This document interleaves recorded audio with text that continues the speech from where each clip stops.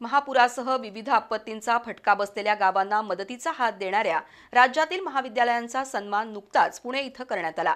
राज्य शासनाच्या उच्च आणि तंत्र शिक्षण विभागासह अन्य संस्थांच्या संयोजनातून हा कार्यक्रम झाला।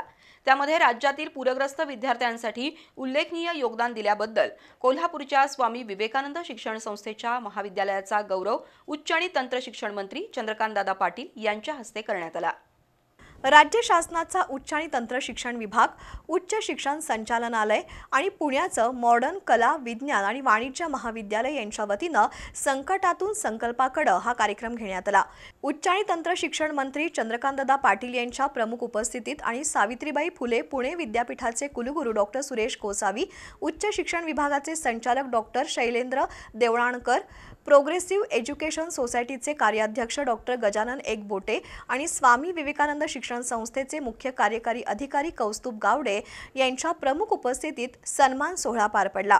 महापुरासह विविध नैसर्गिक आपत्तीमध्ये बाधित झालेल्या गावांना आणि पूरग्रस्त विद्यार्थ्यांना विशेष मदत करणाऱ्या महाविद्यालयांचा गौरव यावेळी करण्यात आला।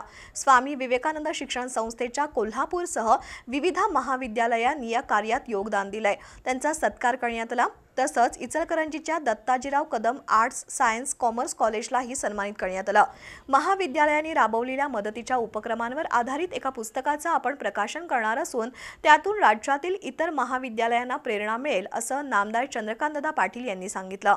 यावेळी राष्ट्रीय सेवा योजनेचे कार्यक्रम अधिकारी डॉ. अजिंक्य पत्रावळे, डॉ. सुनील भोसले, पूजा पारिशवाड, प्राध्यापक संदीप पाटील, डॉ. सारिका पाटील, प्राध्यापक निलेश जाधव, कॅप्टन विनायक भोई उपस्थित होते।